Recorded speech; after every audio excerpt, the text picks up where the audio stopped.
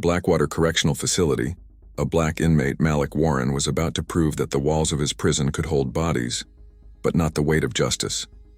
What started as Officer Carter Beckett's routine cruelty, mocking Warren's, past humiliating him in front of other inmates, spiraled when Beckett decided to make an example of him.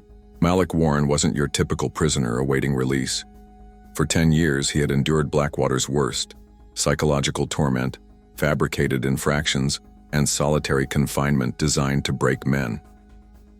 Known for his unwavering patience, strategic mind, and the respect he commanded among inmates, he had spent years waiting for the right moment. When Officer Beckett escalated, forcing a public strip search, planting contraband, and threatening to delay Warren's release indefinitely, he had no idea he was messing with a man who had already mapped his downfall. Malik didn't resist. He didn't rage, he simply watched, calm, calculating the way a man does when he knows what's coming next. What began as a guard's unchecked abuse of power would become a reckoning that would shake Blackwater to its foundations. The prison walls would remember the night Officer Carter Beckett finally learned what it meant to be powerless. Before we jump back in, tell us where you're tuning in from. And if this story touches you, make sure you're subscribed, because tomorrow I've saved something extra special for you. Officer Carter Beckett adjusted his belt as he strode through the employee entrance of Blackwater Correctional Facility. The weight of his baton against his hip felt reassuring, like an old friend promising protection. The morning air was thick, with impending rain, the sky a bruised purple-gray that matched the concrete walls surrounding the prison complex. "Morning, Beckett," called the gate officer, sliding his ID badge through the scanner. "Gonna be a hot one today?" "Always is," Beckett replied with a smirk, "especially for the animals in Block D." Behind the security desk, Officer Darrell Hughes glanced up from his clipboard, his expression tightening briefly before returning to his paperwork. Beckett caught the look but dismissed it. The kid had been acting strange lately, too soft, too concerned with protocols and policies. He'd learn eventually. They all did. "Any trouble last night?" Beckett asked, signing the entry log with a flourish. Hughes hesitated. "Not exactly trouble, but what?" "Nothing concrete," Hughes replied, lowering his voice. "Just an energy. Guys whispering more than usual, especially Warren's crew." "Warren," Beckett spat the name like it tasted foul. 10 years in and still thinks he's better than everyone else. Still calls himself an activist. How's that working out for you now, Ghost? He chuckled at his own joke. "His release date's coming up," Hughes mentioned cautiously. 3 weeks. "We'll see about that," Beckett said, his smile widening. "Day's still young." By mid-morning, Beckett was making his rounds through D Block, where the facility housed its problem inmates, mostly black and Hispanic men serving long sentences for what the system called violent offenses. The air in D Block was always thick with tension, a powder keg perpetually waiting for a spark. And Beckett loved being the one who could light the match whenever he wanted. "Random search, gentlemen," he announced, relishing the collective groan that rippled through the common area. His eyes locked onto Malik Warren, who sat reading at a corner table, seemingly undisturbed by the announcement. That wouldn't do. "Warren, front and center." Malik slowly closed his book, a worn copy of Soul on Ice, and raised his eyes to meet Beckett's. There was something in that look that momentarily unnerved the guard, a stillness that felt less like submission and more like the calm before a storm. "You deaf, Warren?" I said, front and center. Malik rose with deliberate slowness, placing his book carefully on the table. At 42, he moved with a dignity that prison hadn't been able to strip away, despite Beckett's best efforts. The other inmates watched in silence as he approached, hands already raised in practiced submission. "Against the wall," Beckett ordered, pulling on latex gloves with theatrical slowness. "You know the drill." "Yes, sir," Malik replied, his voice steady, revealing nothing. "Strip search today, Warren, full protocol." A murmur rippled through the watching inmates. Full strip searches were rare outside of visitation days or cell transfers. This was harassment, plain and simple, and everyone knew it. "Here, sir?" Malik asked, his expression unchanged. Did I stutter? Strip. Now. From the corner of his eye, Beckett saw Dante Shank Lawson rise from his seat, muscles tensed beneath his prison uniform. Dante was Malik's second-in-command, a former gang leader whose loyalty to Malik had surprised everyone. Where Malik was patient and strategic, Dante was all fire and retribution. Beckett had learned years ago that the best way to get to Malik was through his people, especially Dante. "Something you want to say, Lawson?" Beckett challenged, hand drifting to his baton. Dante's eyes narrowed, but before he could respond, Malik gave him a barely perceptible shake of the head. Reluctantly, Dante sat back down, his gaze never leaving Beckett. "Nothing to say, sir," Dante replied, the words forced through clenched teeth. Beckett turned back to Malik, who had already removed his shirt, revealing a torso mapped with old scars, souvenirs from previous incidents that had never made it into official reports. "Faster, Warren. I don't have all day to admire your physique." Malik complied methodically, folding each item of clothing with precise movements, as if time were a resource he had in abundance.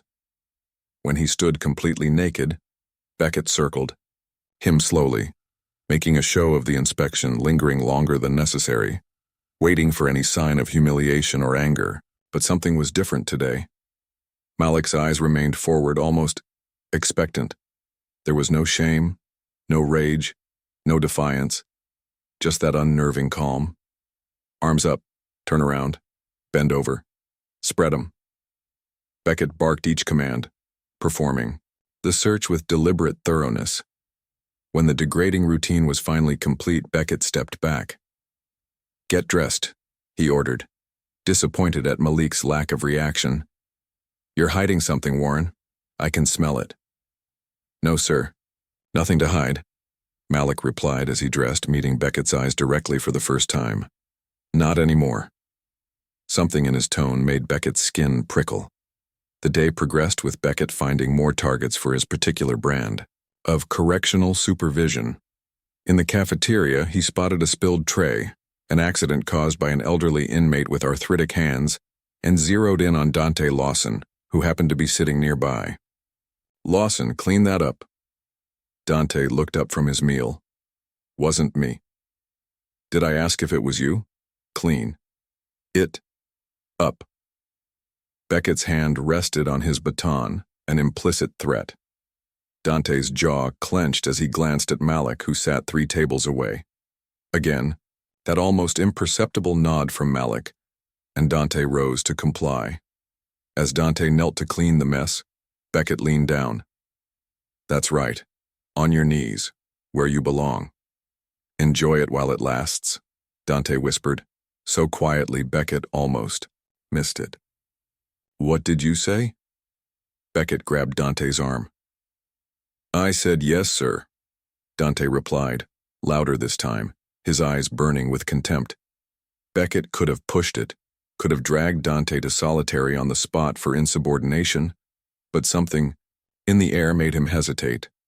The cafeteria had gone eerily quiet, dozens of eyes watching the exchange with unusual intensity. It wasn't fear he sensed, it was anticipation. As he moved away, Beckett caught fragments of whispered conversations. "Tonight, he pays. Ghost says wait. Everything's ready." He turned back sharply. "You got something to share with the class?" The inmates fell silent, eyes downcast, but the tension remained palpable. By afternoon, the unease had settled firmly in Beckett's stomach. He found Officer Hughes by the staff break room, pouring a cup of coffee with shaking hands. "Hughes, what the hell is going on today?" Hughes jumped, sloshing coffee onto his uniform. "What do you mean?" "Don't play dumb, something's off. The inmates, especially Warren's crew, they're acting strange." Hughes glanced around before responding. "There are rumors, Beckett. Nothing solid, but some of the guys are saying Warren's got something planned." "Planned? Like what, a hunger strike?" Beckett laughed. "Warren knows better. I've broken him before. I'll do it again." "I don't think—" Hughes started, then stopped himself. "Look, maybe we should report this to the warden." Get some extra security for tonight's shift. And look like we can't handle our block? Daniels would love that, Beckett scoffed. Besides, what's Warren gonna do? He's got 3 weeks until release. He's not going to risk that for some symbolic protest. It's not just Warren, Hughes pressed. It's everyone, even guys who've never spoken to him before. It's like they're all waiting for something. They're inmates, Hughes. Intimidation is the only language they understand. Beckett grabbed the younger guard's shoulder, fingers digging in painfully. You getting scared on me? Because if you can't handle the job, I can handle it, Hughes replied quickly. I just thought you should know. Know what? That a bunch of lifers are whispering. Ghost stories? Beckett released him with a dismissive shove. Grow a spine, Hughes. Nothing's happening tonight or any night. This is my house. Always has been. But as the day progressed toward evening lockdown, even Beckett couldn't deny the current running through the facility. Inmates who normally avoided eye contact now watched him pass with unsettling directness. Conversations died when he approached, only to resume in urgent whispers once he moved on. At shift change, Beckett was surprised to find himself alone for the final rounds. The other guard assigned to closing had called in sick, and Hughes had left precisely at the end of his shift, avoiding Beckett's eyes as he hurried out. Cowards, Beckett muttered as he began the lockdown procedure, moving systematically through each section of D block. The inmates filed into their cells with unusual compliance, no complaints, no last-minute requests. Just silent, watchful eyes. When he reached Malik's cell, Beckett couldn't resist one final taunt. Sweet dreams, Ghost. Maybe I'll find something in your cell tomorrow that'll push back that release date. He grinned maliciously. Wouldn't that be a shame? After all this time? Malik sat on the edge of his bunk, hands folded in his lap. We all pay eventually, Officer Beckett, for everything we've done. Is that a threat, Warren? No, sir. Just an observation. Beckett slammed the cell door shut with unnecessary force, the clang echoing through the block. As he locked it, he thought he saw Malik smile. By the time Beckett reached the final cell, housing Dante Lawson, his shirt was sticking to his back with nervous sweat. Behave yourself, Lawson, he said automatically as he prepared to close the door. Dante stood just inside the cell, closer than regulations, allowed. Tonight, he whispered, you're one of us. Back up, inmate, Beckett barked, reaching for his radio. Dante stepped back, hands raised in mock surrender, but his smile remained. Sleep tight, officer.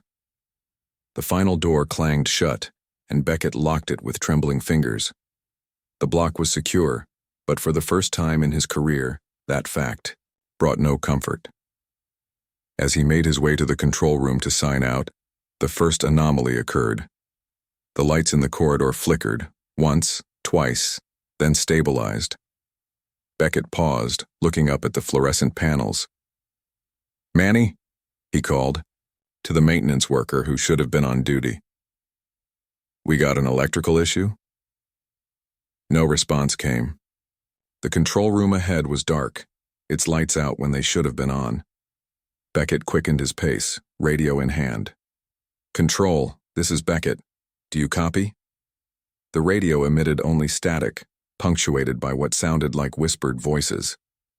At the control room door, Beckett swiped his keycard. The panel blinked red. Denied. What the hell? He tried again. Red.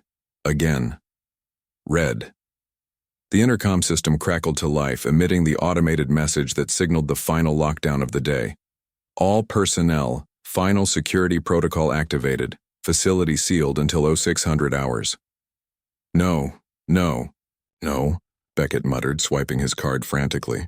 I'm still inside, you idiots. He reached for his phone to call the external security desk but found no signal.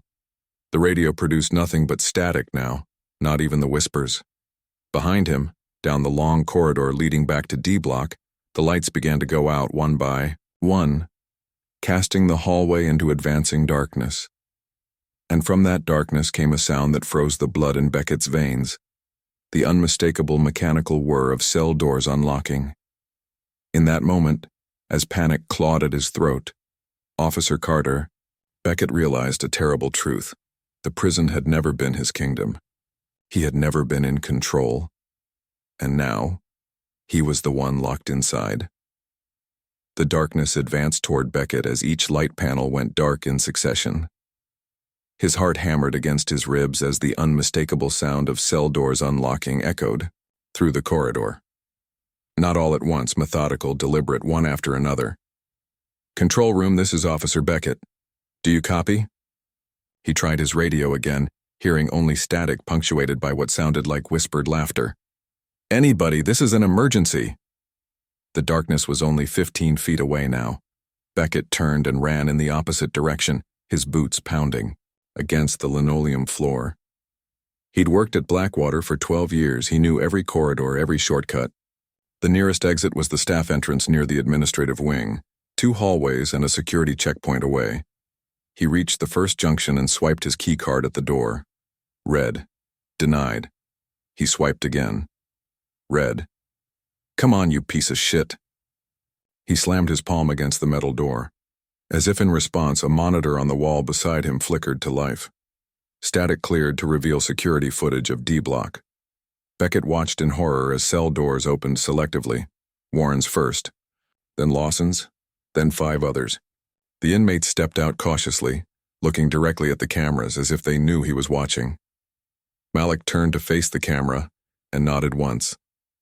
Then he walked calmly to the camera and reached up, revealing something in his hand. The screen went black. "Jesus Christ," Beckett whispered, backing away from the monitor. The facility had 8 blocks, over 200 cells, but only specific doors were opening. This wasn't a system malfunction. This was targeted, planned. Beckett fumbled with his keyring, searching for the manual override key that every senior officer carried. His hands trembled so badly he dropped the keys, the metallic clatter echoing down the empty corridor. As he knelt to retrieve them, his flashlight beam caught something on the wall that made his blood freeze. Written in what looked horribly like dried blood were the words, "Your turn." Beneath it, a crude drawing of a ghost. Warren. Ghost. Malik's prison nickname wasn't just about his ability to move unseen through Blackwater's social hierarchy. It was about patience, about waiting, about haunting those who wronged him. "This isn't happening," Beckett muttered, finding the override key at last. He jammed it into the door lock and turned. The mechanism clicked and Beckett pushed through, slamming the door behind him.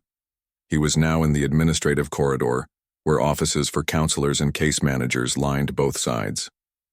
During the day, this area bustled with civilian staff. Now it was tomb silent. Beckett moved quickly, checking each office for anyone working late. All empty. At the warden's office, he tried the phone on the secretary's desk. Dead. "Hughes?" he whispered into his radio. "Hughes, are you still in the building? Do you copy?" In the security monitoring room, Officer Darrell Hughes sat paralyzed before a bank of screens, watching everything unfold. He'd been about to leave when the system locked down, trapping him inside just as it had Beckett. But unlike Beckett, Hughes knew what was happening. 3 days ago, Malik had approached him in the yard, speaking quietly while pretending to ask about commissary procedures. "Friday night, last shift. You should call in sick," Malik had said. "What's happening Friday?" Hughes had asked, his mouth dry. "Justice," was all Malik said. Hughes hadn't called in sick. Part of him wanted to see it happen, wanted Beckett to face consequences for years of abuse that Hughes had witnessed and done nothing about. Now his radio crackled with Beckett's increasingly panicked voice. "Hughes? Anybody? I know someone can hear me." Hughes's finger hovered over the response button. If he answered, if he helped Beckett, maybe he could stop whatever was coming. But if he didn't? The door to the monitoring room opened. Hughes spun around, reaching for his weapon. Malik Warren stood in the doorway, flanked by Dante Lawson and 3 other inmates. "Evening, Officer Hughes," Malik said calmly. "I believe you have a choice to make." Beckett abandoned the useless radio and continued down the corridor. The staff exit was just ahead. He broke into a run, relief flooding through him as the exit sign came into view. His keycard wouldn't work, but the manual override should. The override key slid into the lock. Beckett turned it. Nothing happened. He tried again, jiggling the key desperately. Still nothing. No, no, no, he whispered, forehead pressed against the cold metal door. A security monitor beside the exit flickered to life. Warden Daniels' face appeared, looking directly at the camera. "Beckett, can you hear me?" Daniels asked, his voice distorted. "Warden, thank God. The system's malfunctioning. Inmates are loose. I need emergency override." Daniels' expression remained impassive. "I'm afraid that won't be possible, Officer Beckett." "What? Why the hell not?" "Because," Daniels said, leaning closer to the camera, his face transforming into Malik Warren's. "The system isn't malfunctioning. It's working exactly as planned." The monitor went black, leaving Beckett staring at his own reflection in the glass, a man he barely recognized, eyes wide with fear, face slick with sweat. Behind him, he heard it. Soft, deliberate footsteps. Many sets moving in unison, coming closer. Beckett spun around, unholstering his baton with one hand and his pepper spray with the other. The corridor stretched empty before him, but the footsteps continued, echoing from all directions as if the building itself was closing in. "Stay back," he shouted into the darkness. "I am authorized to use force." Only silence answered him, the footsteps suddenly ceasing. Then, a whisper so close it could have been in his ear. "So are we." Beckett swung wildly with his baton, hitting nothing but air. His breathing came in short, sharp gasps as he backed against the wall, scanning the corridor. "Warren! I know it's you! Show yourself, you coward!" A chuckle emanated from the darkness, and then Dante Lawson stepped into view at the far end of the corridor, a makeshift weapon gleaming in his hand. "He's not the coward here," Dante called, his voice echoing. "Look at you, shaking like a leaf. Not so tough without backup, are you, Beckett?" Beckett raised his pepper spray. "One more step and I'll spray you blind, Lawson." "Go ahead," came another voice from behind him. Beckett whirled to find another inmate, Rodriguez from C Block, standing where no one had been seconds before. "What the hell is this?" Beckett demanded, spinning back and forth between the two men. "Like the man said," Rodriguez replied, gesturing to the bloody writing on the wall. "It's your turn." More figures emerged from connecting corridors surrounding Beckett, 6, now 8 inmates, all men he'd personally tormented over the years. They carried improvised weapons, sharpened toothbrushes, socks weighted with bars of soap, a mop handle broken to a point. Beckett fired his pepper spray at the nearest figure, but the inmate was ready, shielding his eyes and lunging forward to knock the canister from Beckett's hand.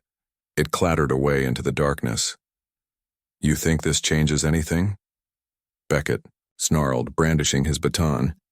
"I'll have every one of you in solitary for the rest of your miserable lives." Dante laughed. "Look around you, man. Who's going to put us there? You?" The circle of inmates tightened. Beckett lashed out with his baton, connecting with someone's arm.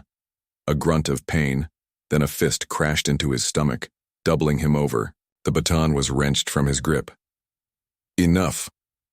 The voice cut through the chaos, quiet yet commanding. The inmate stepped back immediately. Malik Warren walked forward, empty-handed, wearing the same calm expression he'd maintained during the morning's humiliating search. "Officer Beckett," Malik said, as if greeting him at the start of a shift. "We have somewhere to be." "I'm not going anywhere with you," Beckett spat, trying to mask his terror with defiance. Malik smiled. "I think you misunderstand. This isn't a request." Suddenly, a door slammed shut behind Beckett with such force that the walls seemed to vibrate. He spun around to find his escape route blocked. When he turned back, the inmates had created an open path in only one direction, toward the solitary confinement wing. "That way," Malik said softly. "Unless you'd prefer Dante's company." Dante stepped forward, twirling what Beckett now recognized as a sharpened piece of metal plating stripped from a cell toilet. "Walk." Malik's voice hardened, all pretense of politeness gone. Telling and preparing this story took us a lot of time, so if you are enjoying it, subscribe to our channel. It means a lot to us. Now back to the story.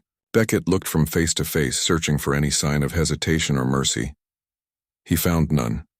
With no choice, he began walking towards solitary, the inmates falling into formation around him. "What is this?"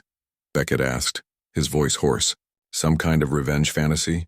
You'll all go down for this. They'll add years to your sentences." "Maybe," Malik replied, walking beside him now. "But some things are worth the cost." "You had 3 weeks until release," Beckett said.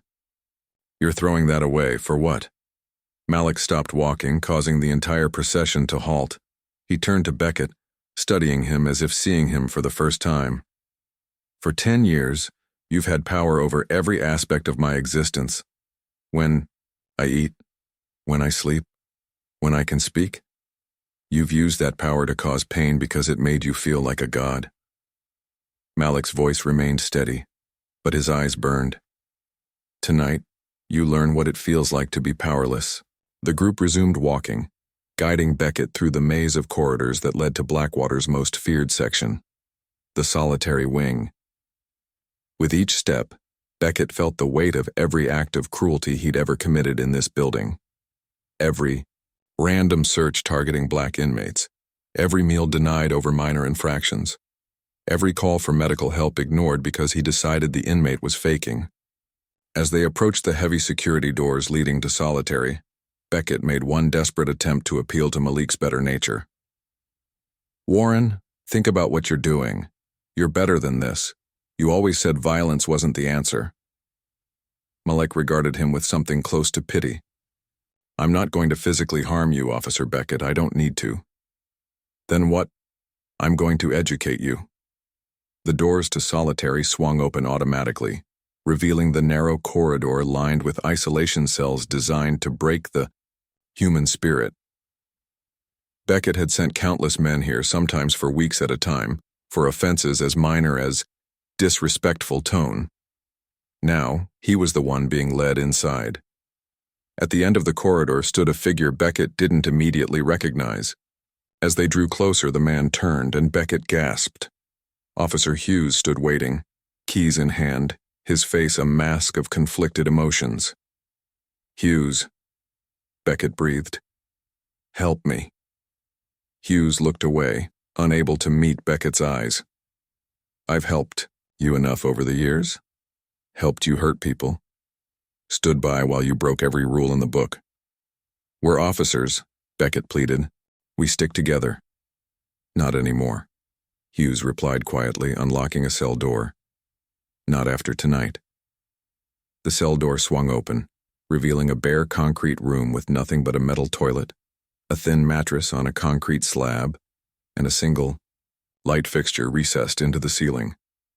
Cell 13, the one inmates called the Hole. No window, soundproofed walls, the place Beckett sent those he truly wanted to break. "Inside," Malik ordered. Beckett backed away. "No, not in there." Dante stepped forward menacingly, but Malik held up a hand, stopping him. "Your choice, officer. Would you prefer to spend the night with Dante instead?" Beckett looked from Dante's eager expression to the dark cell. With a defeated slump of his shoulders, he stepped inside. Malik followed him in, something metallic, gleaming in his hand. "What is that?" Beckett asked, pressing himself against the far wall. "Keys," Malik replied simply. "Your keys. The ones you used to lock me in this very cell for 23 days straight because I filed a complaint against you." He jingled them softly. "Ironic, isn't it?" Beckett lunged suddenly, aiming for the keys, for freedom. Malik sidestepped with practiced ease, and Beckett crashed into the concrete wall. 3 weeks was all I had left, Malik said, watching Beckett struggle to his feet. 3 weeks until I walked out of here, but some things are more important than freedom. Like revenge? Beckett sneered, trying to regain some semblance of control. Like justice, Malik corrected. Don't worry, Officer Beckett. We have the Whole night ahead of us. By morning, you'll understand the difference. Malik backed out of the cell, keys in hand. The heavy door swung shut with a deafening clang, the sound Beckett had inflicted on countless others. Through the small window in the door, Malik's face appeared, calm and resolute. "Welcome to your education, Officer Beckett," he said softly. Lesson 1 begins now.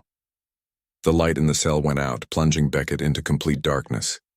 Darkness wrapped around Beckett like a living thing, pressing against his skin, filling his lungs. He'd never been afraid of the dark before. He was the one who controlled it, who used it as punishment. Now, trapped in the absolute blackness of cell 13, he understood why inmates would beg not to be sent here. "Let me out." He pounded his fists against the door, the metal unyielding beneath his blows. "This is kidnapping. Assault on an officer." His voice echoed in the small space, bouncing back at him, mocking his helplessness. He fumbled along the walls, searching for any weakness, any escape. There was none. He had personally overseen the renovation of this cell 5 years ago, ensuring it was escape-proof. Suddenly, light flooded the room, so bright and unexpected that Beckett stumbled backward, shielding his eyes. When his vision adjusted, he realized the cell had changed. A small projector had been mounted on the ceiling, displaying an image on the blank wall across from the bed. The image showed Beckett himself, recorded by a security camera 2 years ago. He was standing over an inmate, Jones, a young man serving 5 years for drug possession. In the footage, Beckett kicked away Jones's food tray, sending it clattering across the floor. "Filthy animals don't get to eat with the rest of us," recorded Beckett sneered. The real Beckett watched in growing horror as the footage continued, showing him forcing Jones to crawl on hands and knees to retrieve scattered food from the floor. That's not how it happened," Beckett called out, knowing someone was watching. "He attacked me first. It was self-defense." The footage changed to another incident, then another. Beckett forcing an elderly inmate to stand for hours, despite obvious pain. Beckett finding contraband in Malik's cell, contraband he had planted there himself.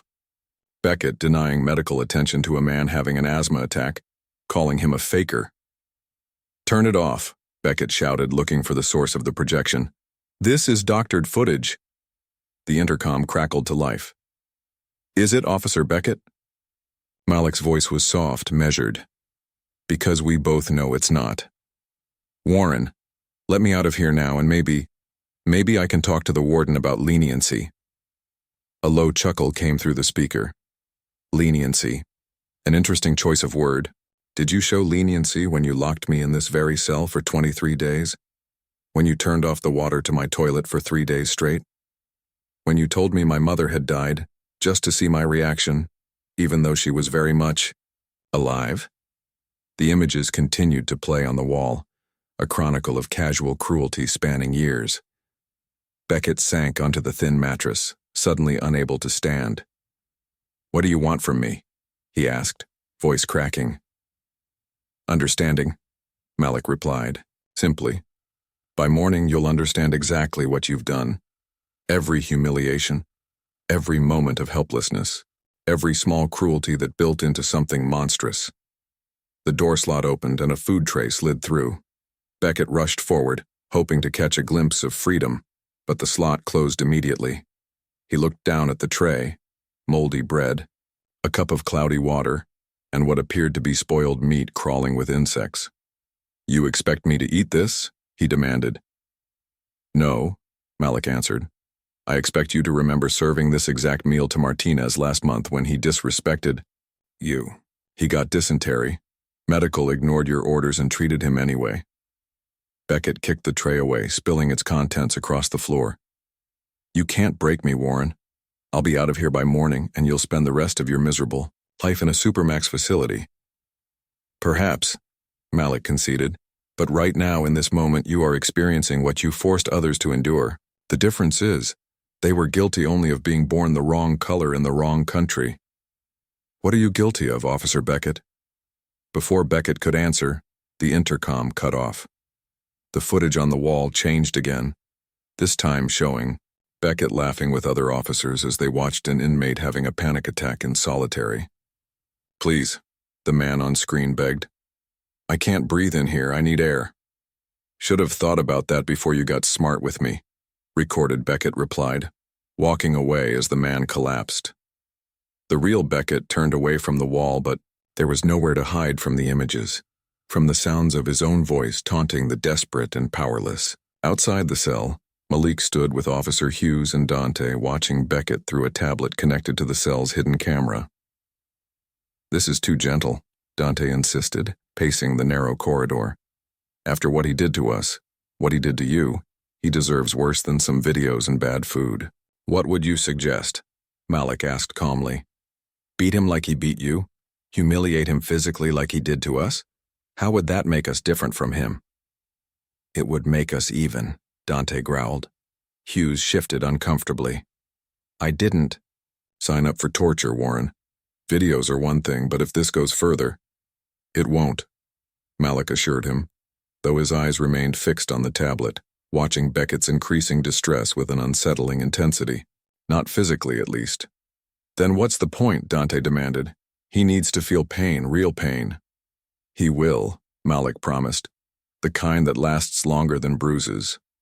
On the tablet, Beckett had begun pounding on the door again, his composure cracking further with each passing minute. I know my rights, he shouted. This is illegal imprisonment. Dante laughed bitterly. Rights? Now he cares about rights? Malik handed the tablet to Hughes. Keep monitoring him. If he shows signs of serious distress, medical, not psychological, let me know immediately. Where are you going? Hughes asked nervously. To prepare the next phase, this is just the beginning. Malik started walking away, then paused. Dante, with me. I need your help with something. Dante cast one last look at the cell door, clearly reluctant to leave before seeing Beckett truly suffer. This better be worth it, Ghost. It will be, Malik promised. Trust me. As they walked away, Hughes remained in front of the cell, listening to Beckett's increasingly desperate pleas. Part of him wanted to open the door, to end this before it went too far. But another part, the part that had watched Beckett's abuses for years without intervening, kept his hand from reaching for the keys. Hughes, I know you're out there. Beckett's voice was muffled through the heavy door. This isn't you, man. You're not like them. Hughes leaned his forehead against the cold metal. You're right, he whispered, too quietly for Beckett to hear. I'm not like them, but I'm not like you either. Not anymore. Inside the cell, time became meaningless for Beckett.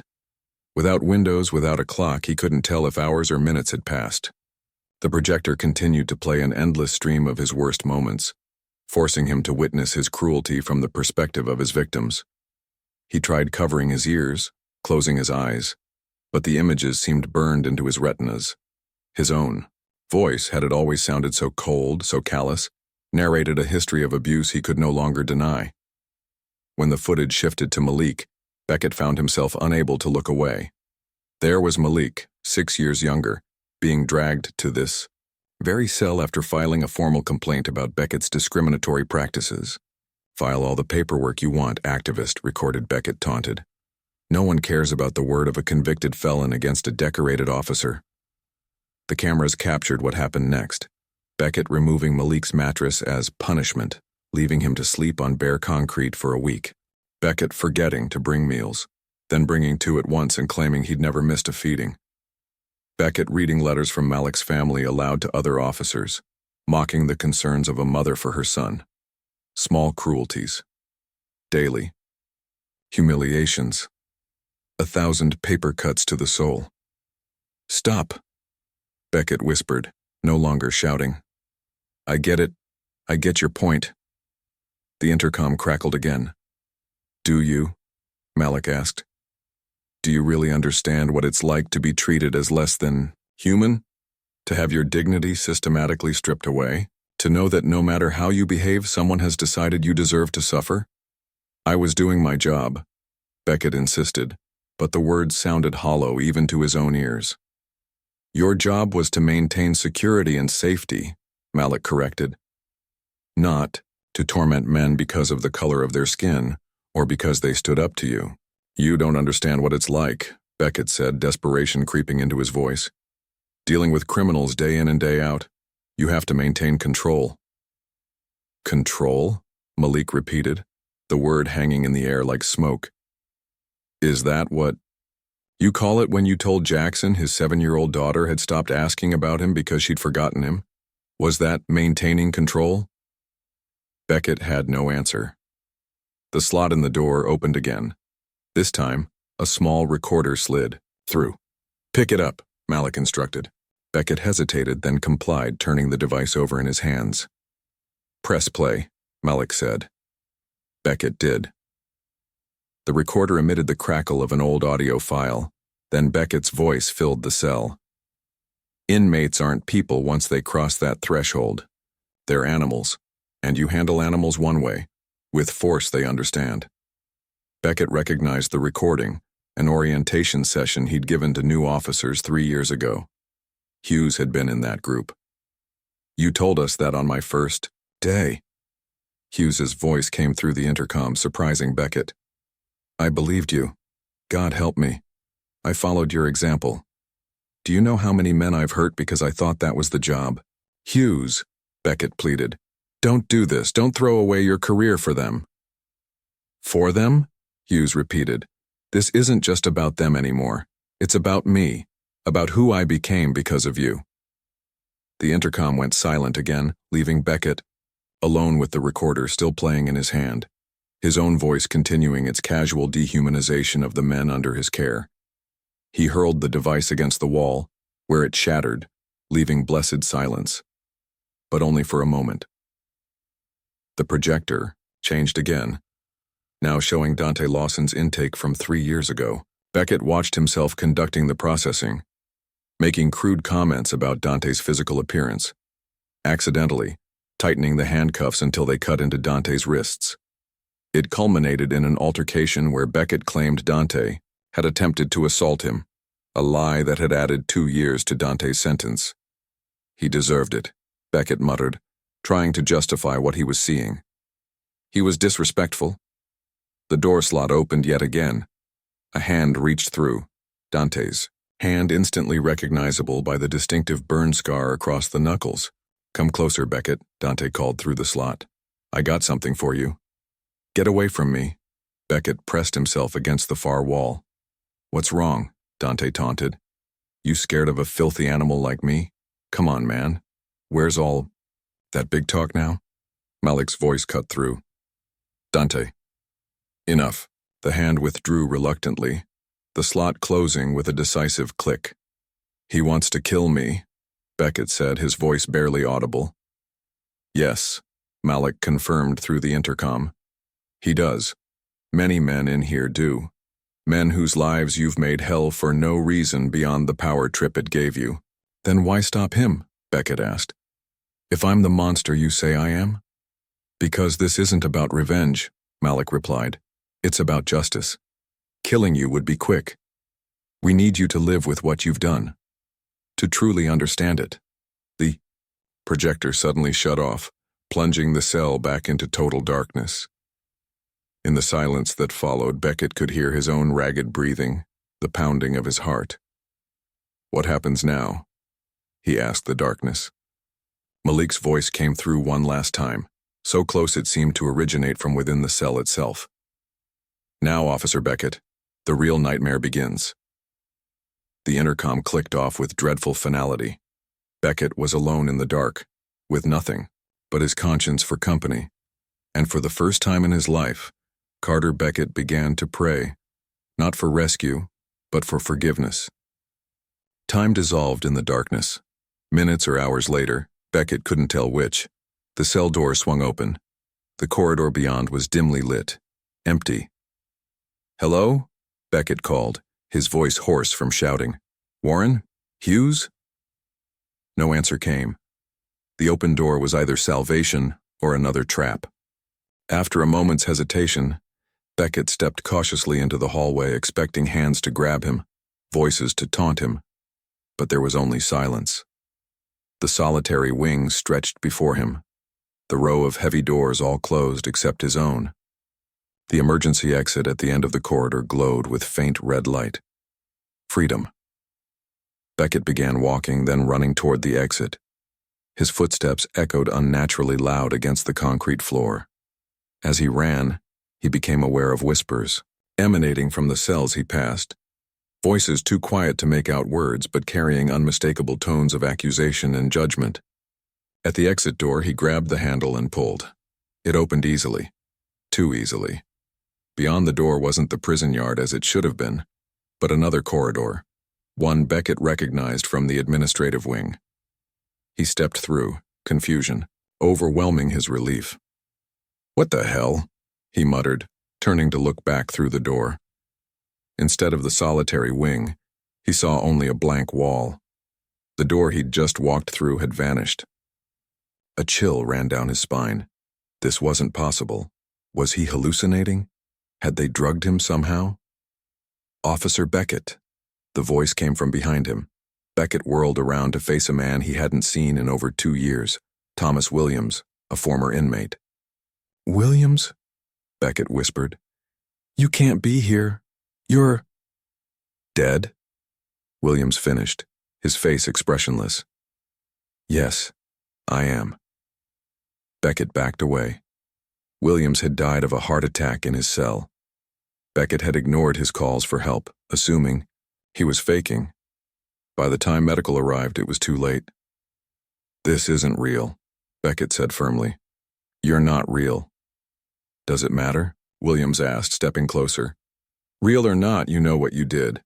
You let me die because checking on me would have interrupted your poker game." "It wasn't like that," Beckett protested weakly. "No? Then what was it like? Tell me, officer."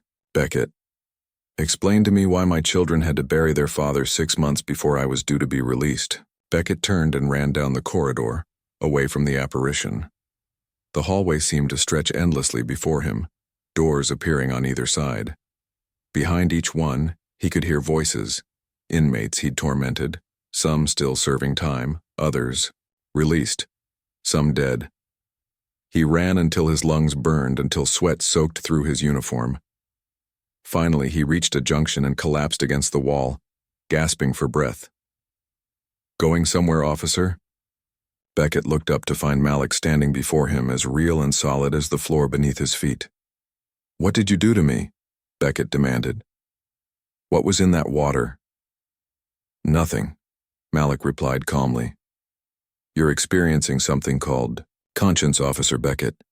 It's what happens when you can no longer hide from the consequences of your actions." Before Beckett could respond, Dante and 2 other inmates appeared behind Malik.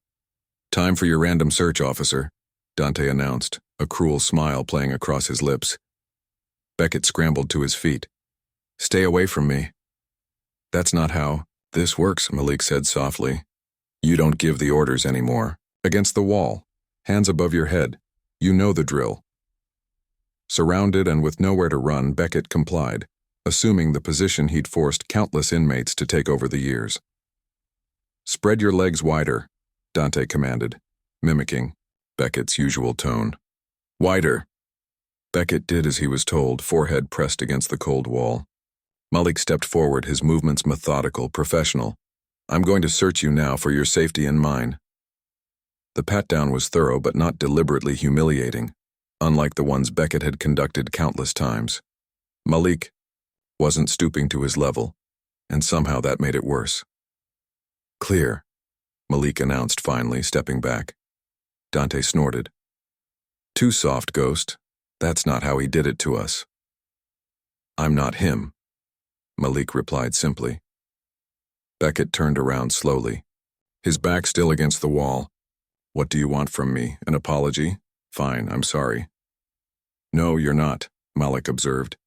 "You're sorry you're in this situation. That's not the same thing." Dante pulled something from his pocket, a makeshift shank crafted from metal, its tip glowing faintly orange with heat from some improvised source. "Maybe this will help him find some genuine remorse," Dante suggested, advancing on Beckett. "Dante, no," Malik warned, but didn't move to stop him. Beckett saw the hesitation, the internal struggle playing across Malik's face. Was this part of the plan, or was Dante going rogue? "Please," Beckett begged, all pretense of dignity abandoned. "Don't do this." Dante grabbed Beckett's arm, yanking up his sleeve to expose the forearm. "Remember Jenkins? The one you said was trying to escape, so you beat him till his arm broke. In 3 places? He never raised a hand to you, I saw the whole thing." The heated metal descended toward Beckett's skin. He tried to pull away, but the other inmates held him firm. "Warren!" Beckett screamed. "Stop him!"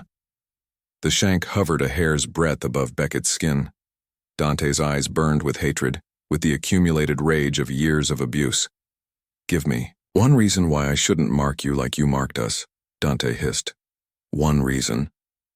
"Because it won't change anything," Malik said quietly. "It won't undo what he did. It'll only make you more like him." For a moment, Dante seemed not to hear, the shank still poised to strike. Then, with a growl of frustration, he shoved Beckett hard against the wall and stepped back. "You're lucky. He's here," Dante told Beckett, his voice thick with suppressed violence. "You're lucky one of us still has a soul." Beckett slumped against the wall, relief washing through him. But his reprieve was short-lived. Down the corridor, a shadowy figure appeared, another ghost from his past. "Rodriguez," Beckett whispered in recognition. Miguel Rodriguez, who had hanged himself in his cell after weeks of Beckett's targeted harassment. The official report cited depression, but Beckett knew the truth. He'd pushed Rodriguez to the breaking point deliberately, proud of his ability to break the supposedly unbreakable. "They keep coming back, don't they?" Malik observed, following Beckett's gaze down the empty corridor. "The ones you destroyed.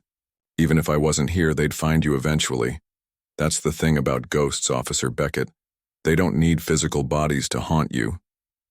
Beckett slid down the wall until he was sitting on the floor, head in his hands. "Make it stop," he whispered. "Please make it stop." "I can't," Malik replied. "Only you can do that." "How?" Beckett looked up, genuine desperation in his eyes. "Tell me how to make it stop and I'll do it." Malik crouched down to Beckett's level, their faces inches apart. "Feel the weight of it, all of it, every cruel word, every unnecessary punishment, every moment you chose power over humanity. Feel it until it breaks you open. Then maybe something human might grow in the cracks." From somewhere nearby, Officer Hughes appeared, his face pale with shock at Beckett's state. "Warren," Hughes said urgently, "this has gone far enough. Look at him." Beckett was a shell of his former self, trembling, eyes darting to shadows only he could see. "It ends when it needs to end," Malik replied, standing. "Not before." "And when is that?" Hughes demanded. "When he loses his mind completely.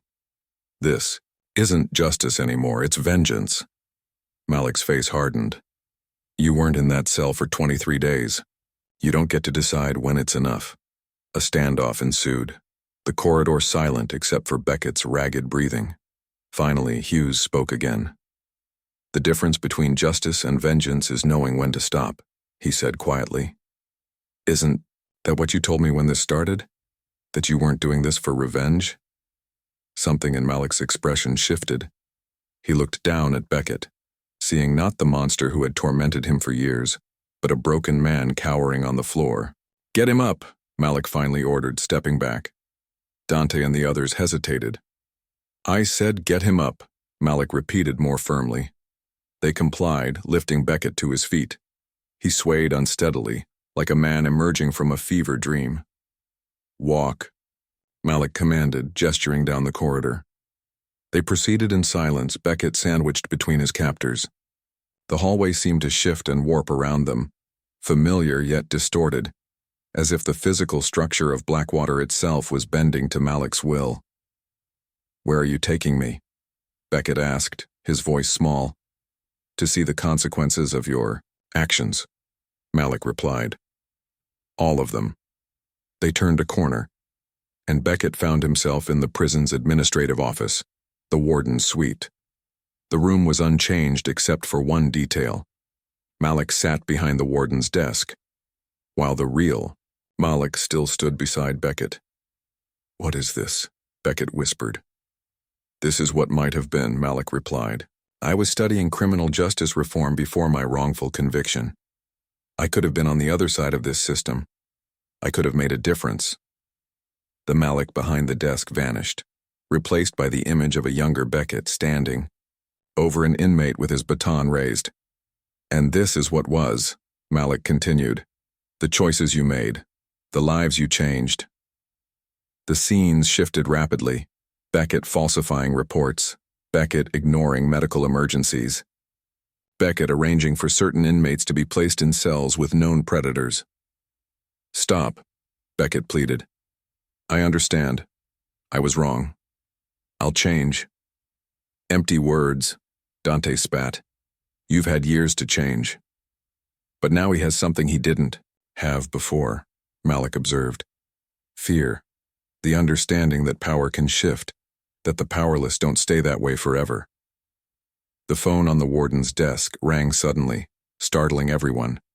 Malik approached it cautiously, checking the caller ID. It's Warden Daniels, he announced, looking at Beckett. Right on schedule.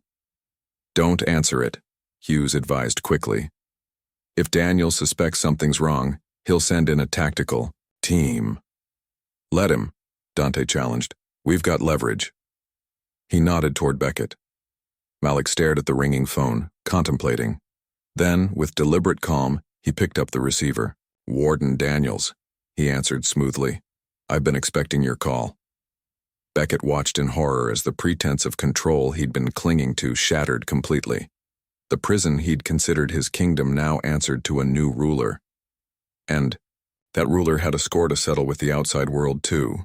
Yes, Warden, Malik continued, his voice eerily professional. I'm afraid Officer Beckett can't come to the phone right now. He's in the middle of an educational experience. As Malik spoke, Beckett noticed something in his eyes, a hardness that hadn't been there before, a coldness that echoed Beckett's own past cruelty. The system that had shaped Beckett was now reshaping Malik, right before his eyes. And in that moment, Beckett realized the true horror of what he had created wasn't just the suffering of his victims, but the potential corruption of a man who had fought so hard to maintain his humanity in an inhuman place. Yes, Warden, Malik was saying. I think it's time we had a conversation about how Blackwater is really run. Warren? Warden Daniels' voice crackled through the phone, disbelief giving way to cold fury. What the hell do you think you're doing? Malik sat back in the warden's leather chair, one finger lazily tracing the edge of the mahogany desk.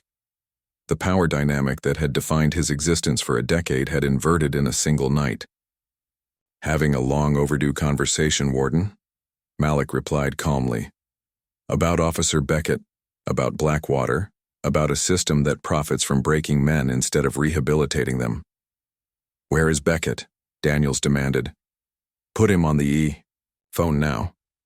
Malik glanced at Beckett, who stood trembling between Dante and another inmate, his once crisp uniform stained with sweat, his face etched with fear.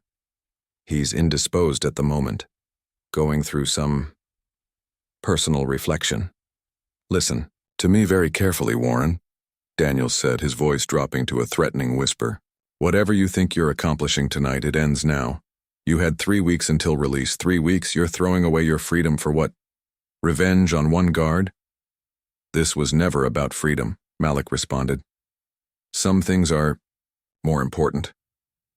Across the room, Dante paced impatiently, shooting angry glances at Malik. Time was running out. They all knew it. Like what? Daniels scoffed. Justice? You think this little stunt will change anything? No, I think this will. Malik pressed a button on a small recorder sitting on the desk, and the room filled with Beckett's voice, recorded days, months, years ago through contraband cell phones and hidden microphones. Teach the monkey a lesson. That's right, get on your knees where you belong. No one's coming to help you, boy. Racial slurs, casual threats, the sounds of batons connecting with flesh, of grown men begging for mercy. Beckett's knees buckled as his own voice condemned him. Dante grabbed him roughly, forcing him to stay upright and listen. 10 years of evidence, Warden, Malik continued, stopping the playback. Documented, dated and duplicated. I have copies. Everywhere. With advocacy groups, with reporters, with the State Corrections Commissioner's office. One call from me and it all gets released simultaneously. Silence stretched over the line. "What do you want?" Daniels finally asked, his voice tight with controlled rage. "I want you to listen," Malik replied. "Really listen, for once in your life, to what happens in your prison when you look the other way." He pressed play again. This time the recording captured Daniels himself, speaking with Beckett.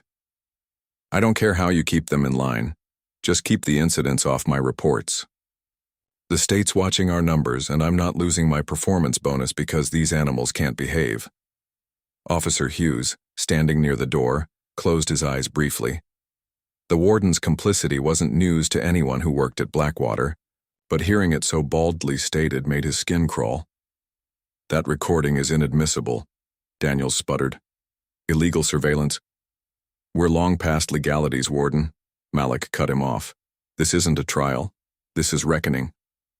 Dante moved, closer to Malik, frustration rolling off him in waves. "Enough talk," he growled. "SWAT's probably already mobilizing. We need to finish this." Malik covered the receiver with his hand. "We finish it my way," he hissed back. Warden Daniels' voice came through again, calmer now, calculated. "Look, Warren, you've made your point. Let's talk about this reasonably. No one needs to get hurt. Tell me what you want and I'll see what I can do." Malik recognized the shift in tactics, from threat to negotiation. It meant Daniels was stalling, probably already sending out an emergency alert. Time was indeed running short. "What I want," Malik replied deliberately, "is for the truth about Blackwater to see daylight. The racial abuse, the deliberate extension of sentences, the medical neglect, all of it." "And Beckett?" Daniels asked. "What are your plans for him?" Malik met Beckett's eyes across the room. "That depends on him." In the tense silence that followed, Beckett found his voice at last. "Warden," he croaked, "they've lost their minds. They're going to kill me if you don't." Dante slammed Beckett against the wall, cutting him off. "Shut your mouth!" Malik stood abruptly. "Enough!" He turned back to the phone. "We'll talk again soon, Warden. I suggest you consider your position carefully. When this gets out, and it will get out, you'll want to be on the right side of history." He hung up, ignoring Daniels' protests. "He's sending in SWAT," Hughes said immediately. "Standard protocol for a hostage situation." "Then we're out of time," Dante argued. "We need to finish this now." He pulled his makeshift shank from his pocket, the message clear. "No," Malik said firmly, "that was never the plan." "The plan changed when the clock started ticking," Dante shouted. "You think they're going to let any of us walk away from this? We're dead men unless we have leverage." The other inmates shifted nervously, the unity of purpose that had carried them through the night fraying at the edges. "He's right, Ghost," one of them said. "They won't listen to recordings if we're all dead or back in solitary." Beckett, sensing the tide turning, saw his opening. "I had no choice," he pleaded, addressing Malik directly. "You have to understand I was just doing what the system demanded, what Daniels expected. I'm just one cog in a machine." Malik turned to him slowly, something dangerous flashing in his eyes. "The system didn't do this to you," he said, voice quiet but cutting. "You did. You chose cruelty when kindness was an option. You chose humiliation when dignity cost nothing. You chose to be a monster." "Then what does that make you right now?" Beckett challenged, desperation making him bold. "Oh, holding me hostage, terrorizing me all night. How are you any different?" For the first time, Malik faltered. The question hit its mark, forcing him to confront the fine line he'd been walking. Was this justice, or had he become what he despised?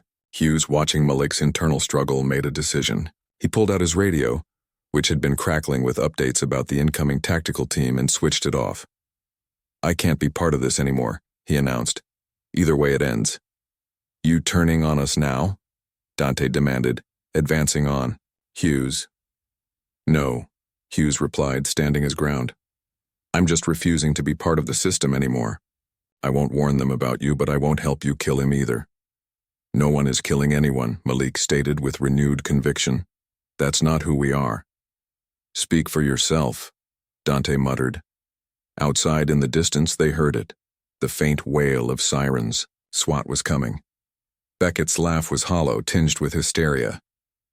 You're all dead men. Daniels will bury you so deep in the system you'll never see daylight again. Maybe, Malik acknowledged. But the question is, will you ever sleep peacefully? Again? Will you ever look in the mirror without seeing the monster you became? Will the ghosts ever stop haunting you? Before Beckett could answer, a new voice entered the conversation. You're asking the wrong question, Mr. Warren. They all turned toward the doorway. Superintendent Lisa Monroe stood there, clipboard in hand, her expression professionally neutral. Behind her, 2 state investigators waited, recording equipment visible. The question isn't whether Officer Beckett will be haunted, Monroe continued, stepping into the room. The question is whether Blackwater Correctional Facility will continue operating after tonight. Who the hell are you? Dante demanded, shank still in hand.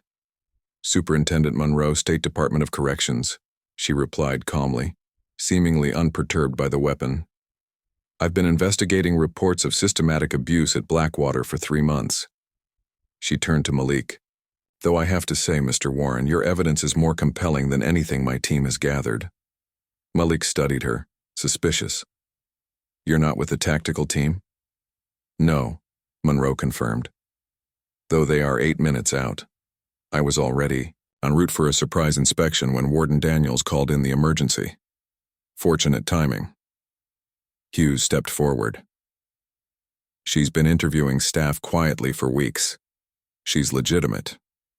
Beckett looked between them all, the last pieces of his world collapsing. This is a setup, he whispered. All of it. Not exactly, Monroe corrected. My investigation was independent of Mr. Warren's activities tonight. But I'm not above using fortuitous circumstances. She addressed Malik directly. You have something I need, and I have something you want. Which is? Malik asked. Your evidence ensures Blackwater gets the overhaul it deserves, Monroe explained. My intervention ensures you and your associates don't die in a hail of SWAT bullets tonight. A mutually beneficial arrangement. Dante snorted. Lady, you expect us to trust the same system that created this hellhole? No, Monroe replied evenly. I expect you to trust self-interest. The governor is up for re-election.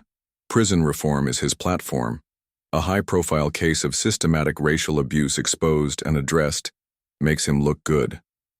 She checked her watch. You have approximately 7 minutes to decide. The room fell silent as everyone processed the sudden shift in circumstances. The night's reckoning had expanded beyond Beckett, beyond even Blackwater. The system itself was now on trial. Hughes broke the silence. I'll testify about everything I've seen, everything I did. Beckett stared at him in disbelief. You're throwing away your career. No, Hughes replied quietly. I'm finding my conscience. Malik looked at Dante, at the other inmates who had risked everything for this night of justice, then at Beckett, broken and defeated, stripped of his power and forced to confront his cruelty. The recordings, Malik said to Monroe. They need to be public. No internal investigation that gets buried. Agreed. Monroe nodded. The governor prefers transparency when it benefits him. And these men, Malik continued, gesturing to the inmates who had helped him. They get immunity. Everything that happened tonight was my plan, my responsibility. I can't promise immunity, Monroe said, but I can ensure their cooperation is considered during sentencing reviews. The sirens were getting louder. Time was running out. Dante stepped forward, still clutching his weapon. This is a mistake, Ghost. The system doesn't change, it just finds new ways to keep us down. Maybe, Malik conceded. But this way we expose the truth without becoming what we hate. He held out his hand. Give me the shank, Dante. For a Tense moment, it seemed Dante would refuse.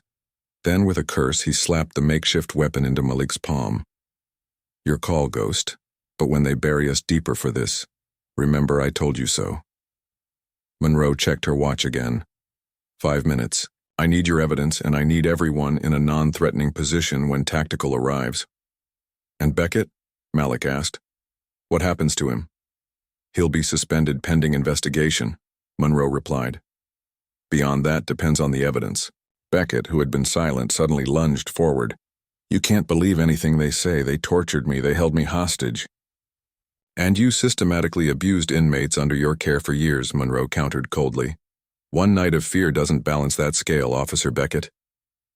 As the gravity of his situation finally sank in, something in Beckett broke completely.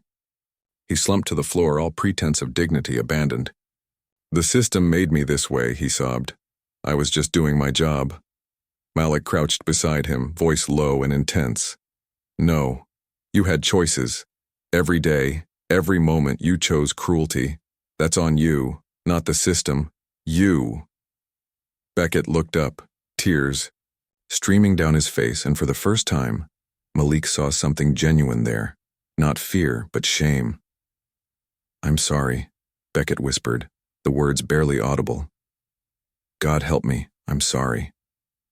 Whether the apology was real or another manipulation didn't matter anymore. The sirens were almost upon them. The night of reckoning was ending. Malik stood and turned to Monroe. Here's everything, he said, handing her the recorder and a small flash drive from his pocket. 10 years of evidence, names, dates, incidents, all of it. Monroe took them, her expression solemn. You know this likely means additional time for you despite your cooperation. Some things are worth the cost, Malik replied. As the tactical team's vehicles screeched to a halt outside, Malik took one last look at Beckett, the man who had tormented him for a decade, now reduced to a sobbing wreck on the floor. The reckoning was complete. But as Malik prepared to surrender, placing himself between the coming officers and his fellow inmates, he wondered, in exposing the corruption of Blackwater, had he truly changed anything? Or had he merely created a moment of justice in a fundamentally unjust system? The answer would have to wait. For now, all that mattered was that the truth would finally see daylight. The first boots pounded down the hallway toward the warden's office. Time had run out. The tactical team's boots thundered down the corridor, their arrival imminent. Inside the warden's office, time seemed to crystallize into a single, defining moment. Superintendent Monroe stepped toward the door, preparing to intercept the SWAT team, but Malik raised his hand. Wait, he said.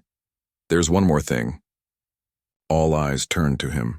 Monroe's professional curiosity, Hughes's fearful anticipation, Dante's simmering rage, and Beckett's broken desperation.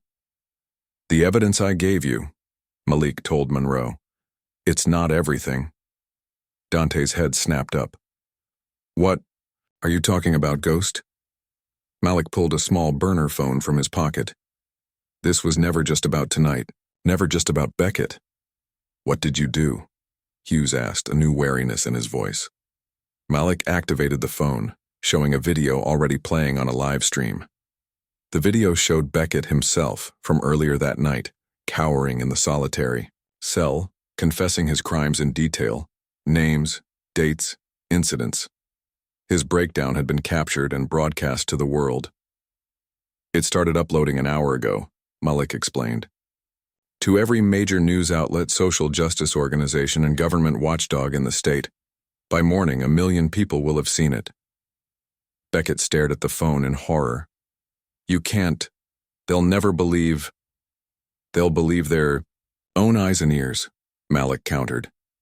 Your own words, Officer Beckett, your own confession. Monroe's professional composure slipped for just a moment. You should have told me about this. Insurance policy, Malik replied calmly. In case the system decided to protect its own, as it always does. The implications dawned on everyone simultaneously. This wasn't just evidence that could be buried in an internal investigation. This was public exposure on a scale that couldn't be contained or controlled. "You son of a bitch," Beckett whispered, his voice hollow with defeat. "You planned this from the beginning."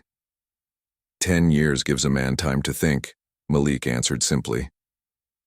The tactical team was at the door now, shouting commands to prepare for entry. Monroe moved quickly toward the entrance, credentials in hand. "This complicates things," she said over her shoulder to Malik, "but it doesn't change our arrangement." As Monroe stepped out to intercept the SWAT team, a momentary distraction fell over the room. Dante seized the opportunity, lunging toward Beckett with murderous intent, his hand clutching a second shank that no one had noticed. "No more waiting," Dante growled. "No more talking. He pays now." Malik moved with surprising speed, throwing himself between Dante and Beckett. The two men collided, Malik gripping Dante's wrist, forcing the makeshift weapon away from its target. "Get off me, Ghost," Dante hissed, struggling against Malik's hold. "He deserves to die for what he did to us, what he did to you." "We don't get to decide who lives and dies," Malik responded, voice strained with effort. That was his way, not ours. They grappled fiercely, years of prison survival making both men dangerous opponents, but Malik had always been the strategic one, the chess player. He twisted Dante's arm with precise pressure, forcing him to drop the shank. It clattered to the floor, sliding away under the warden's desk. "You're choosing them over us?" Dante accused, betrayal raw in his voice. "After everything?" "I'm choosing justice over revenge," Malik corrected, still restraining his friend. "There's a difference." "There's no difference when the system is rigged," Dante spat back. "They'll protect him. They always do." "Not this time," Malik promised. "The whole world is watching now." Outside, they could hear Monroe identifying herself to the tactical team, her authoritative voice cutting through the chaos. The immediate threat of a violent breach had paused, but it was only a temporary reprieve. Dante finally stopped struggling, his body sagging in defeat. "You're making a mistake, Ghost. Mercy for the merciless, that's not justice, that's weakness." Malik released him slowly, cautiously. "We'll have to disagree on that." Hughes, who had been watching the confrontation with wide eyes, suddenly spoke up. "They're coming in. All of you, on your knees, hands behind your heads. Now." The inmates complied, all except Dante, who remained standing, his eyes locked with Malik's in silent accusation. "Dante," Malik urged, "don't throw your life away. Not for him." "My life was thrown away the day I walked into this place," Dante replied bitterly. But after a moment's tense standoff, he too sank to his knees, hands behind his head. Beckett, still huddled against the wall, looked between the kneeling inmates and the door where armed men would soon burst through. A strange, almost hysterical laugh escaped him. "You think this changes anything?" he whispered, his voice barely audible, over the commotion outside. "The system is bigger than all of us. It'll chew you up and spit you out, and I'll be back at my post before the year is out." Malik turned to him, surprised not by the words, but by the utter conviction behind them. Even now, broken and exposed, Beckett clung to his belief in the system's corruption as his salvation. "Maybe you're right," Malik conceded. "Maybe nothing changes. But at least the truth will be known. And that's something you can never take back." The door burst open. Tactical officers in full gear flooded the room, weapons raised, shouting commands. Hughes immediately stepped forward, hands raised. "I'm Officer Hughes," he identified himself, quickly. "These men are complying. No one is armed." The next moments passed in a blur of motion and noise. The inmates were secured, zip-tied, and patted down with brutal efficiency. Malik didn't resist as rough hands forced him face down on the floor, a knee pressing into his back as his wrists were bound. Through it all, he kept his eyes on Beckett, who was being checked for injuries by a tactical medic. Their gazes met one final time across the chaos of the room. In that moment, something passed between them. A recognition, perhaps. Beckett would never be the same. Whether he faced justice in a courtroom or not, He would live with the knowledge that his power was an illusion, that the men he had tormented had seen him broken and afraid. As Malik was hauled to his feet, he caught a glimpse of Superintendent Monroe watching from the doorway, the flash drive and recorder still clutched in her hand. She gave him an almost imperceptible nod, acknowledgement of their bargain, or perhaps something more. Respect. The tactical team began moving the secured inmates out of the office. As they passed Hughes, Malik paused briefly. "Make it count," he said quietly. "Your testimony, make it all count." Hughes swallowed hard and nodded. "I will." Then, almost inaudibly, "I'm sorry I didn't stop him sooner." "You're stopping him now," Malik replied. "Sometimes that's all we get." As they reached the doorway, Malik glanced back one last time. Dante was being led out another exit, his expression still smoldering with betrayal and thwarted vengeance. Beckett remained slumped against the wall, staring at nothing, his world shattered. And somewhere in the distance, through the high windows of Blackwater Correctional Facility, the first pale light of dawn was breaking over the horizon. Justice or not, the truth was out. The reckoning was complete. A tactical officer shoved Malik forward, out of the warden's office and into the corridor beyond. Whatever consequences awaited him, Malik moved toward them with his head held high. He had chosen justice over vengeance, humanity over hatred. In a place designed to strip men of their dignity, he had reclaimed his. And in the end, that was its own kind of freedom. 3 days after what the media was calling the Blackwater Uprising, Warden Eli Daniels stood behind a podium festooned with microphones, his expression grave yet controlled. Behind him, the austere facade of Blackwater Correctional Facility loomed like a monument to order restored.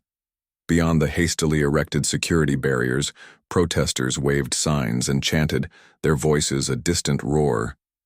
What occurred at this facility was not, as some have irresponsibly claimed, an act of protest, Daniels stated firmly.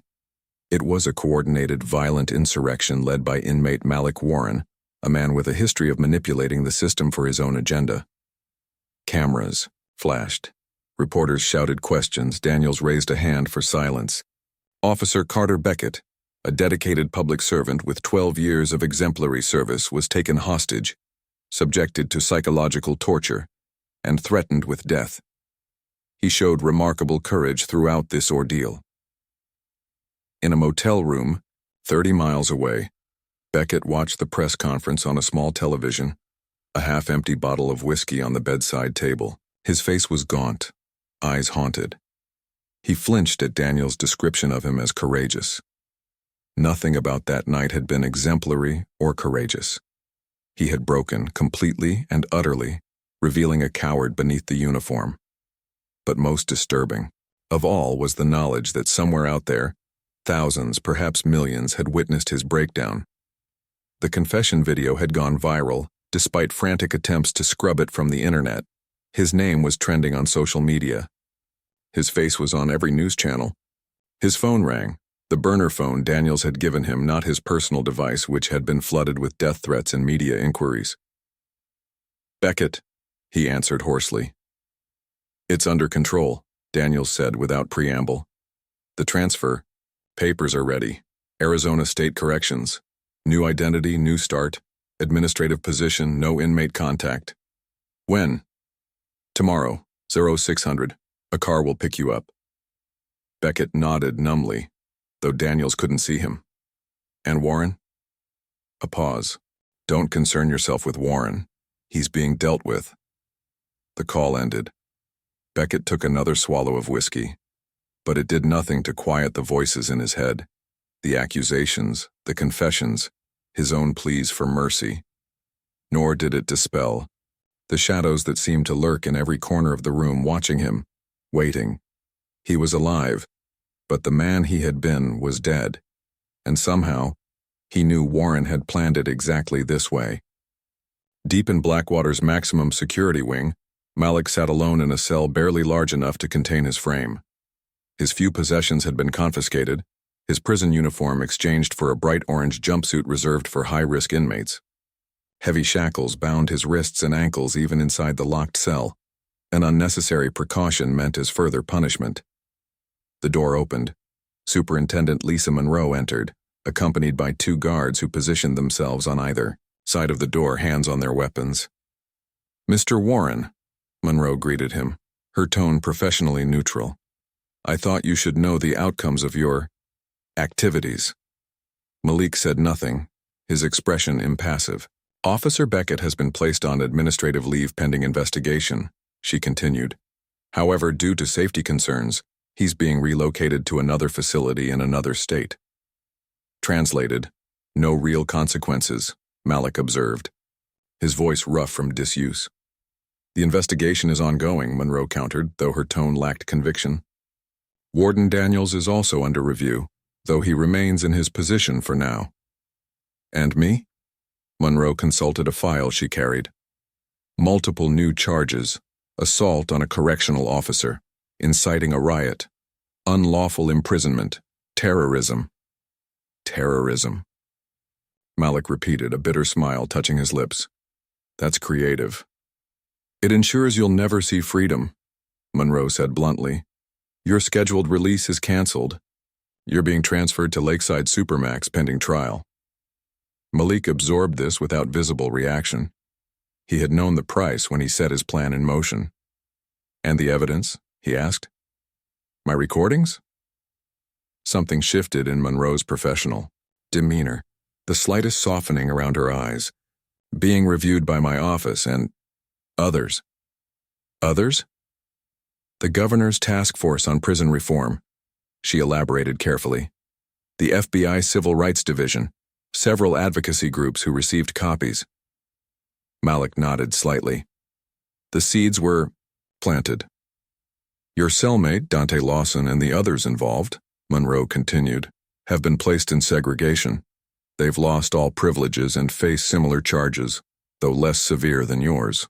"They were following my lead," Malik said immediately. "None of it was their idea." "So you've said," Monroe acknowledged. "Unfortunately, Lawson's record of violence makes that difficult to believe." Malik leaned forward as far as his restraints would allow. "Dante was ready to kill Beckett. I stopped him. That should count for something." "It might," Monroe conceded. "At his hearing." She tucked the file under her arm. "Is there anything else you need to know?" Malik met her gaze directly. "Officer Hughes?" "Cooperating with investigations," she replied, revealing nothing more. As Monroe turned to leave, Malik called after her. "You said I'd never see freedom. You're probably right. But freedom was never the point." She paused at the door. "What was the point, Mr. Warren?" "The truth," he answered simply. "You can't unring that bell." After Monroe left, Malik remained seated on his bunk, staring at the blank wall across from him. The concrete box they'd placed him in was not so different from where he'd started the night, one cage exchanged for another. But something fundamental had changed. The system was scrambling, damage control in full effect, which meant they were afraid. And fear meant vulnerability. Malik closed his eyes, mentally calculating the cascading consequences of his actions. The game was far from over. In another part of Blackwater, segregated from general population, Dante Lawson paced his cell like a caged predator. His face was bruised, his knuckles raw. Evidence of the resistance guards claimed he'd displayed during his extraction from the warden's office. The official report mentioned nothing about the extra blows delivered once he was restrained. Punishment from officers loyal to Beckett. A guard approached, sliding a food tray through the slot. Dante recognized him, Miller, one of Beckett's closest allies. "Special delivery for the terrorist," Miller taunted, his voice low enough that the security cameras wouldn't pick it up. "Enjoy." Dante didn't move toward the tray. He knew better. The food would be tampered with, spoiled, spat in, or worse. "Not hungry?" Miller smirked. "Shame. Chef worked real hard on this one." "Tell the chef I'm waiting for something more." "Filling," Dante replied evenly. "Maybe something with Beckett's name on it." Miller's smirk vanished. "You think this is over?" "This is just beginning." Beckett might be gone, but there are plenty of us who know how to handle animals like you. And there are plenty of us who know the truth now, Dante countered. Your boy Beckett crying like a baby is all over the internet. Can't put that genie back in the bottle. Miller's face flushed with anger. Enjoy Supermax, Lawson. I hear they break hard cases like you for fun. After Miller left, Dante finally approached the tray. As expected, the food was inedible. Moldy bread, rancid meat. A message scrawled, in sauce on the tray, "Dead man." Dante pushed the tray away, hunger a familiar companion he could endure. His thoughts turned to Malik, to the choice his friend had made. Mercy for the merciless, justice over vengeance. It had been a mistake. The system was already reasserting itself, protecting Beckett, burying the truth beneath bureaucracy and procedure. Nothing would really change. Next time, and there would be a next time, Dante wouldn't hesitate. Next time, he wouldn't let Malik's idealism stand in the way of true justice. Officer Darrell Hughes sat in his apartment, surrounded by files spread across his kitchen table. He hadn't returned to Blackwater since that night. He was officially on administrative leave pending investigation, but he knew he'd never wear the uniform again. His testimony to Superintendent Monroe had been comprehensive. Every abuse he'd witnessed, every regulation broken, every instance where he'd stood by and done nothing. Years of complicity laid bare. But it wasn't enough. The official narrative was taking shape. A violent uprising led by dangerous inmates who manipulated evidence to smear a dedicated officer. Daniels was controlling the story, and the system was closing ranks around Beckett. Hughes stared at the flash drive in his hand, a copy of Blackwater's internal incident reports going back 5 years. Reports that contradicted official statements. Reports showing patterns of abuse, particularly against Black and Hispanic inmates. Reports that Daniels had ordered altered before submission to state oversight. His phone rang. The caller ID showed a number he didn't recognize. Hughes, he answered cautiously. Officer Hughes, a woman's voice responded. This is Julia Martinez from the State Tribune. I understand you might have information about Blackwater that the public needs to know. Hughes hesitated, weighing his options. Whistleblower protections were notoriously weak for prison staff. Going public meant the end of his career, possibly worse. Officer Hughes, are you there? He thought of Malik, willingly sacrificing his freedom for the truth. Of Beckett, broken but still protected by the system. Of his own years of silence. Yes, he said finally. I have information, a lot of it, but I need anonymity. We can protect our sources, Martinez assured him. When can we meet? Hughes looked at the stack of files, at the evidence of systemic corruption he'd been part of for too long. Tonight, he decided, I'll bring everything. After hanging up, Hughes began gathering the files methodically. He couldn't undo his years of complicity, but he could ensure the truth wasn't buried this time. It was his own form of reckoning, his path to redemption. 1 week later, Malik sat in a transport van, shackled and surrounded by armed guards.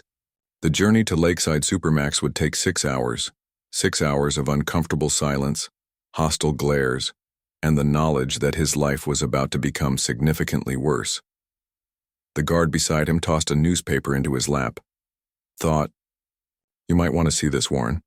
Your 15 minutes of fame. Malik looked down at the headline. Blackwater scandal deepens. Anonymous whistleblower reveals years of abuse. Below it, a smaller headline. Officer Beckett missing after failing. To report to new assignment. Malik kept his expression neutral, but inside a spark of satisfaction ignited. Hughes had come through. And Beckett. Beckett was running, haunted not by ghosts but by his own exposed corruption. The system hadn't fallen, not yet, but it had cracked. Light was seeping through those cracks, illuminating decades of darkness. As the van rolled toward his new prison, Malik allowed himself a small, private smile. They could lock him away, bury him in the deepest hole they could find, but they couldn't erase what he had revealed. Blackwater would never be the same again. And neither would he. The fight wasn't over. It had barely begun. 6 months after the night that would come to be known as the Blackwater Reckoning, a crowd gathered outside the state capitol building. Hundreds of protesters held signs bearing Malik Warren's face and the slogan that had become a national rallying cry. The truth has weight. Behind a podium adorned with the state seal, Governor Hartman cleared his throat, cameras flashing before him. Today, I am announcing the formation of a special commission to oversee the complete restructuring of Blackwater Correctional Facility, he declared, his voice echoing across the plaza. The independent investigation has uncovered systemic abuses that cannot be ignored and will not be tolerated. What the governor didn't mention was how hard he had fought to prevent this moment, how his administration had initially backed Warden Daniels' narrative until the evidence became too overwhelming to deny. The steady drip of leaked files from Hughes, the viral spread of Beckett's confession, and the testimonies of dozens of former inmates had created a flood that could no longer be contained.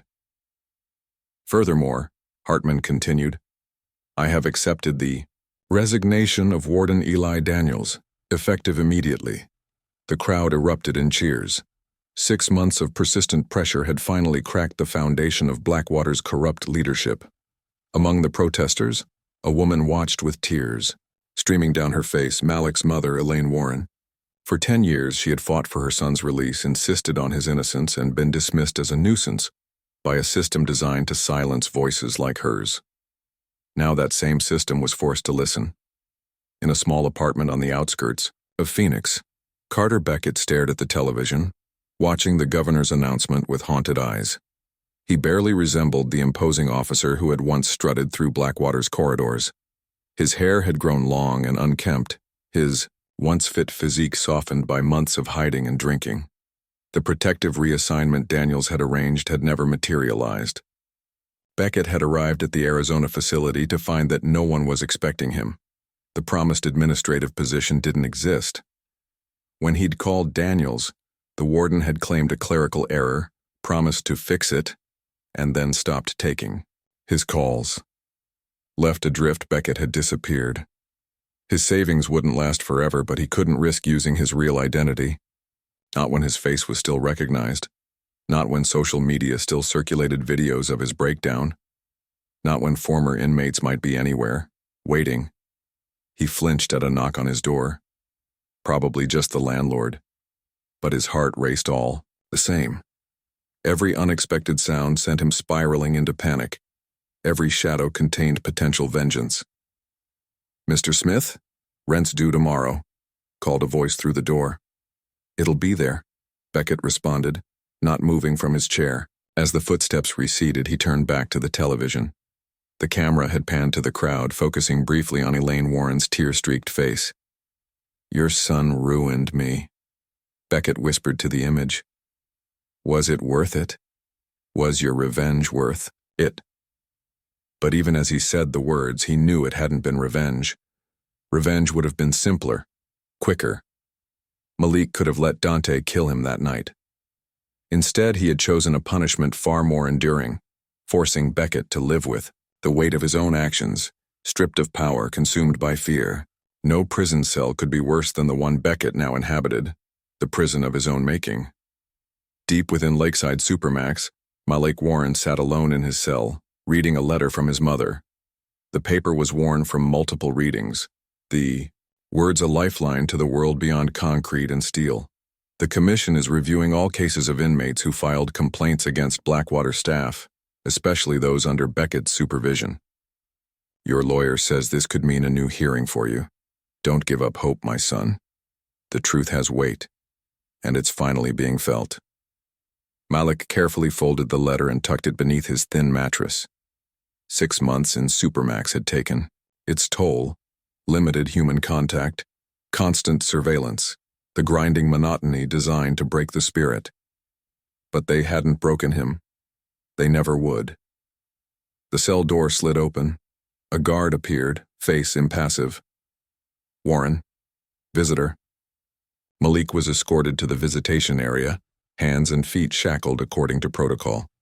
He expected to see his mother or his lawyer, but the woman waiting for him was Superintendent Lisa Monroe. Mr. Warren, she greeted him as he sat across, From her, a thick plexiglass barrier between them. "Superintendent," he replied, studying her carefully. "This is unexpected. I thought you should hear this directly, rather than through channels." Monroe opened a folder she'd brought with her. "The commission has reviewed your case in light of new evidence and extraordinary circumstances. They're recommending your transfer back to minimum security with a reevaluation of your sentence." Malik's expression remained neutral, though his heart raced. "Meaning? Meaning you won't be in Supermax anymore," Monroe clarified. "And there's a possibility, not a guarantee, but a possibility of early release consideration within a year." "Why?" Malik asked. "Why now?" "Why me?" Monroe closed the folder deliberately. "Because the system is being forced to acknowledge its failures. Because your actions, while technically criminal, exposed abuses that might otherwise have continued indefinitely." She leaned forward, slightly. "And because Officer Hughes's testimony was compelling." "Hughes?" Malik echoed. "He's okay?" "In witness protection," Monroe replied. "His final public statement was broadcast nationally. I could have stopped it years ago. I didn't, but I'm stopping it now." It resonated with people. Malik absorbed this information silently. "There's something else," Monroe continued. "Beckett has disappeared, missed his reassignment, hasn't been seen in months." "He's running," Malik observed. "Yes," Monroe agreed. "From what, I wonder? The system or himself?" Malik didn't answer. They both knew. "Your transfer is scheduled for next week," Monroe said, rising to leave. "To Eastridge Correctional." "Eastridge?" Malik's composure cracked slightly. "That's where Dante was sent." Monroe's expression revealed nothing. "Yes, I believe he's there." As she turned to go, Malik called after her. "Is it enough? All of this, the investigations, the commission, Daniels resigning, is it real change or just performance?" Monroe paused. "That depends on what happens next, on whether people remember or move on to the next outrage. Change isn't an event, Mr. Warren, it's a process." After she left, Malik was returned to his cell, mind racing with possibilities. Eastridge with Dante, a chance at early release. The system acknowledging, however reluctantly, that he had been right. It wasn't freedom, not yet, but it was something even more important. Validation. Proof that resistance wasn't futile, that the truth could indeed cut through the darkness.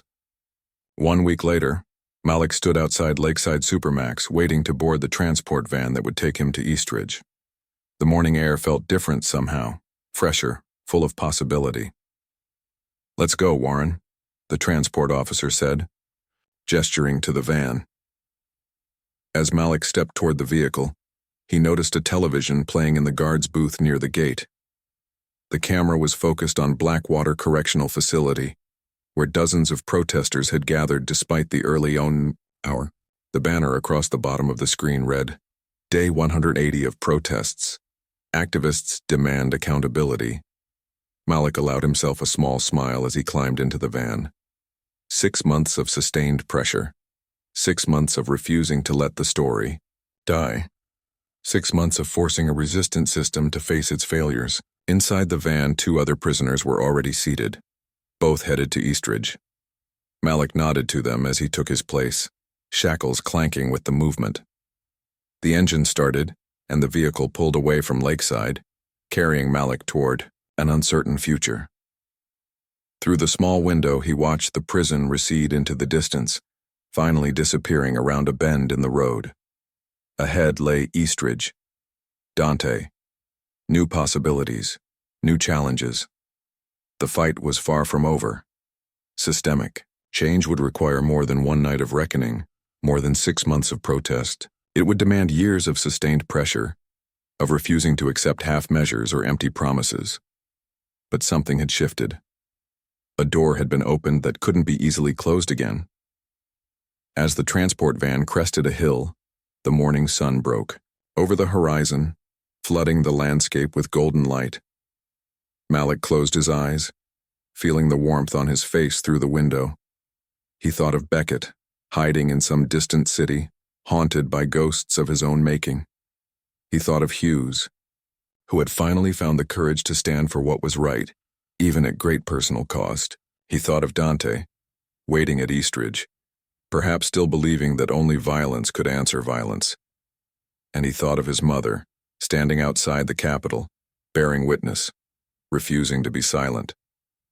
The weight of cruelty was heavy, but the weight of truth, of justice long denied, was heavier still. And that weight, once set in motion, could not be easily stopped. The van continued its journey, carrying Malik toward whatever came next. Behind him lay Blackwater, its legacy forever altered. Ahead lay the uncertain path of change, slow, painful, incomplete, but real. For now, that was enough. Up next, we have 2 more incredible stories that are waiting for you. Just click the image you want to watch and it will take you there. If you enjoyed this video, make sure to subscribe. It would mean a lot.